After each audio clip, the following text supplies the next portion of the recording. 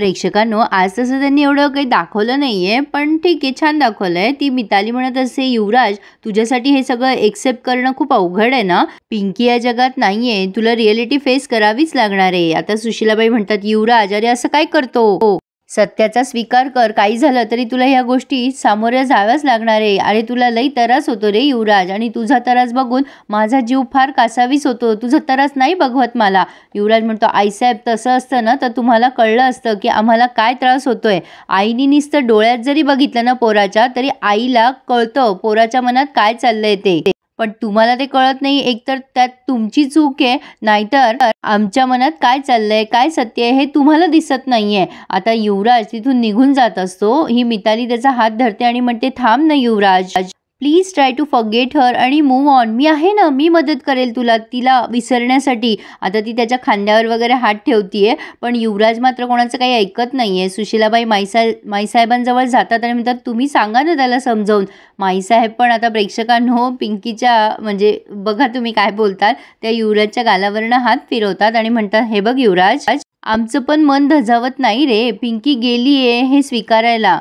लई जीव लावला होता रे पोरीनं. तिची आठवण जरी आली ना तर माझे डोळे भरून येतात रे. युवराज, कटू असलं तरी सत्य स्वीकारावंच लागेल ना आपल्याला. आता हे ऐकून पिंकी घाबरलीये. ती मनातल्या मनात म्हणतीये, नाही नाही माईसाहेब, तुम्ही तरी यावर विश्वास ठेवू नका. मी इथंच आहे हो तुमच्या जवळ. एकदा तरी माझ्या डोक्यावरून प्रेमाने हात फिरवा. नेहमी जशा फिरवायच्या तशा. तुम्हाला समजल, तुमची पिंकीच आहे मी. माईसाहेब युवराजला म्हणतात, हे बघ युवराज, मला एक गोष्ट सांग. पिंकी जरा जिवंत असती तर तुला भेटल्या बगर राहिली असती का? तुझ्याशिवाय ती राहू शकली असती का? बोल युवराज. अरे तू तिच्या काळजाचा तुकडा आहेस. मागच्या वेळेला जेव्हा तिची मृत्यूची बातमी तू ऐकली होतीस तेव्हा ती लढून झगडून तुला भेटायला आली होती ना रे. अरे तू किती दिवस तिची वाट बघणार आहेस? 8 महिने उलटून गेलं रे. युवराज माईसाहेबांना म्हणतो, तुमचं म्हणणं पटतंय आम्हाला माईसाहेब. माईसाहेब म्हणतात, अरे पिंकी जिवंत असती ना तर ती तुझ्याशिवाय राहिलीच नसती. 7 समुद्रा पार जरी असली ना तरी ती तुला भेटायला आली असती रे. युवराज म्हणतो, हो खरंय तुमचं माईसाहेब. आमच्या कारभारीन आमच्यापासून कवच दूर राहू शकत नव्हत्या. आम्ही त्यांचा श्वास होतो ना.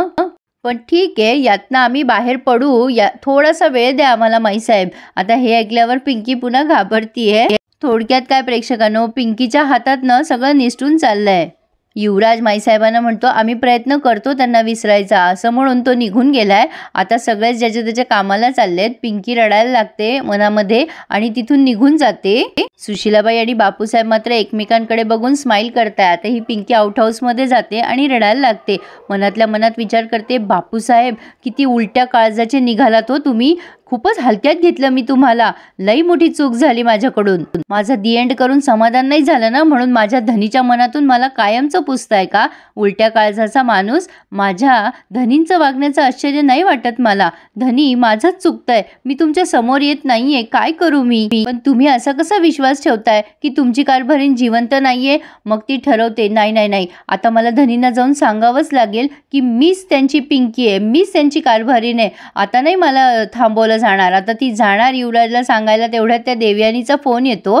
त्या म्हणतात, काय ग पिंकी, कशी आहेस? अगं माझी उद्याचीच तारीख फिक्स झाली आहे. मी उद्या येतेय तिकडे तुझ्याकडे. आता ही पिंकी त्यांना सांगते, मॅडम मोठा घोळ झालाय हो. बापूसाहेब धनींपासनं मला कायमचं तोडायचा प्रयत्न करताय.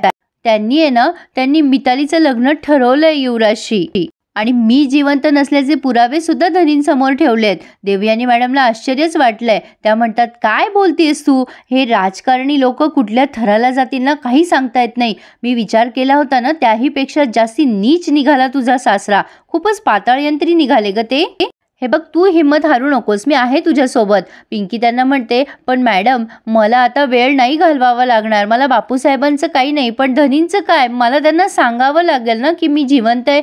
त्यांनी कसं काय विश्वास ठेवला की त्यांची कारभारीण जिवंत नाही? त्यांनी कसं काय मान्य केलंय हे? मॅडम मी आत्ताच्या आता त्यांना जाऊन सांगते की मी जिवंत आहे. देवयानी म्हणतात, थांब पिंकी, वेडेपणा करू नकोस. भावनेच्या भरात असं काहीही करू नकोस. तू जे काही केलंयस ना ते सगळं केलंच जाईल ग. हे बघ पिंकी, तुझ्या मृत्यूचे खोटे पुरावे त्यांनी आणलेत. तुझे शत्रू सावधान होतील तुला बघून.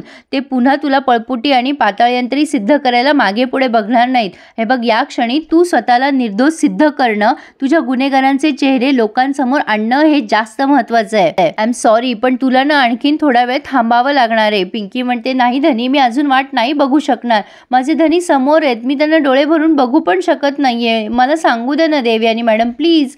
तेव्हा देवयानी म्हणते, अगं तू इमोशनल फूल होऊ नकोस ग, बस थोडे दिवस थांब, थोडी कळ सोस. मी आहे ना तुझ्या सोबत, मी येतेय ना तिथे, तू काळजी करू नकोस. हे बघ पिंकी, तू असं काही करणार नाहीयेस. तू मला आधी वचन दे बरं. असं तू कुठलाही निर्णय घेणार नाहीयेस जेणेकरून तुला त्रास होईल. दे मला वचन. आता पिंकी म्हणते, बरं मी देते तुम्हाला वचन.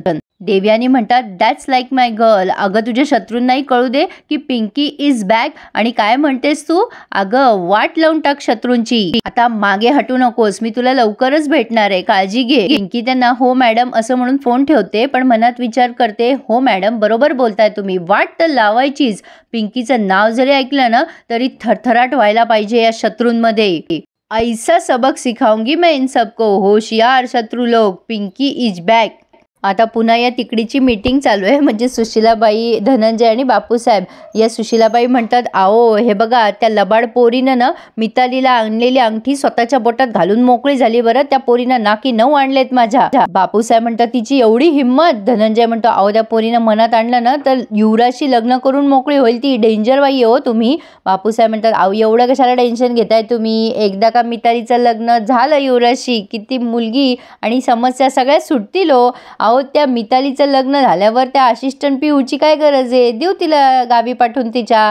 सुशीलाबाई म्हणता, आम्ही केला प्रयत्न तिला हाकलायचा, पण तिनं ना सगळं खणून काढलंय. अहो म्हणजे काय, युवराजनं तिला इथंच ठेवून घेतली आहे छबीची केअरटेकर म्हणून. बापूसाहेब म्हणतात, काय सुशीलाबाई तुम्हाला महत्वाचं काय वाटतंय, पिहूची समस्या महत्वाची आहे का आपल्या युवराजचं लग्न? सुशीलाबाई म्हणतात, साहेब तुम्हाला ना मूळ मुद्दाच समजत नाहीये. मी बोलायला गेले ना तर तुम्हाला वाटेल मी बाचाबाची करतेय. ओ जावई बापू तुम्ही समजून सांगा. धनंजय म्हणतो, बापूसाहेब आपल्या हातातून सगळं सुटून चाललंय. अहो युवराज समोर आपण पिंकीच्या मृत्यूचे पुरावे सादर केलेत, पण तो विश्वासच ठेवत नाहीये. काय करायचं काय आता आपण? सुशीलाबाई म्हणतात, आता ते सपकाळ साहेब डोक्यावर येऊन बसतील. त्यांच्या समोर युवराजच्या लग्नाला, म्हणजे युवराजने जर नाही म्हणलं लग्नाला, झालं ना आपलेच 12 वाजतील ना. आणि याच्यामुळं तुमच्यावरचं आर्थिक संकट दूर होईल असं काही पण दिसत नाहीये. तुम्ही बघा आता काय करायचं ते. बापूसाहेब म्हणतात, नाही, मला असं वाटतं की असं काही होणार नाहीये. आपण माई साहेबांना सोबत ठेवू. या सपकाळ साहेबांसमोर युवराजनं नकार दिला तर सपकाळ आपल्याला जगणं मुश्किल करल. सपकाळ साहेब आल्यानंतर आपण माईंना थांबून घेऊयात आणि युवराज, मी, तुम्ही, म्हणजे आपण युवराजच्या हातापाया पडू. पाया पडायला लागलं तरी चालेल, पण त्याला आपण मनवू लग्नासाठी, त्याला इमोशनल करू. मग तो नाही लकार देणार लग्नाला. तुम्ही काळजी करू नका, कामाला लागा. सपकाळ साहेब कवा पण येतील. हे बघा, सपकाळ आल्यानंतर आपण तिघे, युवराज आणि माई यांच्या व्यतिरिक्त तिथे कोणीच नको, कळलं का तुम्हाला? पण आता इकडे ही पिंकी छबीला खाऊ घालत असते. छबी म्हणत असते, अगं मला नकोय, मला खाली जेवायचं होतं सगळ्यांसोबत, तू मला वर का जेव घालतीयस? पिंकी म्हणते, छबीताई खाली जेवायला उशीर होता सगळ्यांना, म्हणून तुमचं ताट सुशीलाबाईंनी वर पाठवलंय, तुम्ही जेवून घ्या बरं. छबी आता जेवता जेवता हिच्याकडे बघत असते. पिंकी म्हणते, असं का बघताय तुम्ही?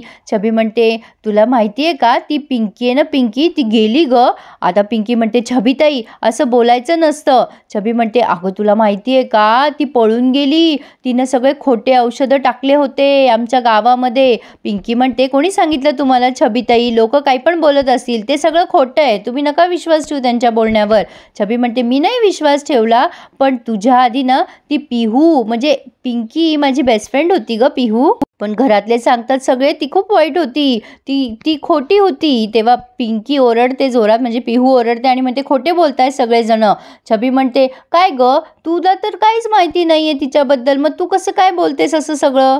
पिहू म्हणत असते, सगळे खोटं बोलतात छबीताई, तशी नव्हती पिंकी. आता छबी म्हणते, हां आता माझ्या लक्षात येत आहे, तू ना त्या पिंकी सारखीच आहे, सेम टू सेम, म्हणून तुला असं वाटतंय का की ती अशी नव्हती म्हणून? पिंकीला जरा भीती वाटायला लागते. ती म्हणते, छबीताई तुम्ही पाणी प्या बरं, तुम्ही नका लक्ष देऊ लोकांकडे. औषध घ्या छबीताई आणि आराम करा आता. आता ही छबी एकदम म्हणून जाते तिला, ए तूच तर पिंकी नाही आहेस ना. आणि मग पिंकी अजून घाबरते. मग छबी म्हणते, ए घाबरली घाबरली, एक मुलगी घाबरली, माझी बेस्ट फ्रेंड घाबरली. आता पिंकी म्हणते, छबीताई असं करू नका हो. छबी म्हणते, सॉरी, तुला राग आला का? मी नाही गंमत करणार. तू थांब इथे, प्रॉमिस प्रॉमिस.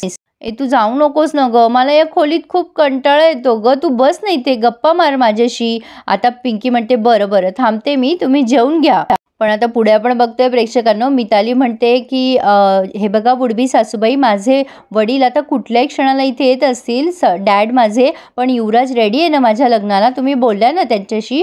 तेव्हा लगेच सुशीलाबाई म्हणतात, हो बोलले ना मी, साहेब आहे ना, तू नको काळजी करू. एवढ्यात सपकाळ साहेब हजर झालेत दारात. मग सगळेच त्यांचं वेलकम करतात, या या या सपकाळ साहेब या. बापूसाहेब म्हणतात, बावा तुम्ही आले ना की छान वाटतं बघा आम्हाला. सुशीलाबाई म्हणतात, सपकाळ साहेब तुम्ही आले ना की आमच्या घरात आनंदच घेऊन येता बघा. लगेच सपकाळ साहेबांना तिथे बसवण्यात येतं, चहा पाणी विचारण्यात येतं. पिहू वरच असते जिन्यावर. सुशीलाबाई म्हणतात, काही हवंय का तुम्हाला, पाणी वगैरे चहा? सपकाळ म्हणतात, इकडच्या तिकडच्या गप्पा मारायपेक्षा आपण मुद्द्यावरच येऊयात, काय ठरलं काय तुमचं? युवराज तयार आहे ना मितालीशी लग्न करायला? मग हे सगळेच जण एकमेकांकडे बघायला लागतात. पण सपकाळ साहेब म्हणतात, काय गं मिताली, कसं वाटलं तुला इथे? मिताली म्हणते, डॅड मला इतकं भारी वाटलं ना इथे, आम्ही सगळे फेस्टिवल खूप छान साजरी केले, मी साड्यासुद्धा नेसले माहिती आहे तुम्हाला, आणि ना माझ्यासाठी सगळं सुशीलाबाईंनी केलं, त्या खूप स्वीट आहेत, सगळे खूप प्रेमळ आहेत इथे, आणि स्पेशली सुशीला आंटी, त्यांनी माझी आईसारखी काळजी घेतली. मग सुशीलाबाई म्हणतात, अगं असं काय, काम येते माझं, गुणाची आहे ग पोरगी तू. आणि प्रेक्षकांनो मग सपकाळ साहेब म्हणतात, युवराजांचं काय म्हणणं आहे, कुठे आहेत युवराज? तर प्रेक्षकांनो ही पिंकीवरून सगळं बघत असते आणि युवराज कुठे या प्रश्नावर त्यांनी हा रिव्ह्यू पूर्ण केलाय. पुढे आपण बघतोय की सपकाळ युवराजांना विचारतात, काय युवराज तुम्ही तयार आहात ना मितालीशी लग्नाला? युवराज काहीच बोलत नसतो. मग थोड्या वेळाने हे चिडतात सपकाळ साहेब आणि मितालीला घेऊन जायचं म्हणतात आणि म्हणतात, बापूसाहेब मी तुम्हाला सोडणार नाही, लक्षात ठेवा.